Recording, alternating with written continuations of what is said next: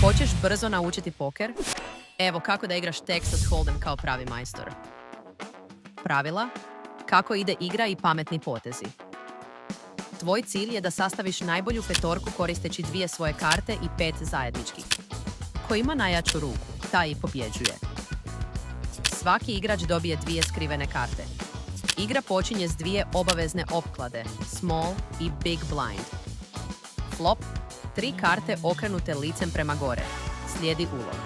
Turn, 4. karta. Opet se stavljaju ulozi.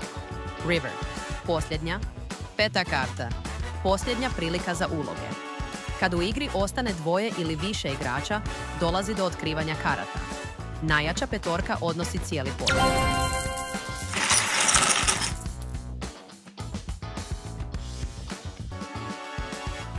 Hoćeš još savjeta ili detaljnu analizu ruku? Lajkuj, komentariši i prati nas na casinolovac.ba za još poker vodiča.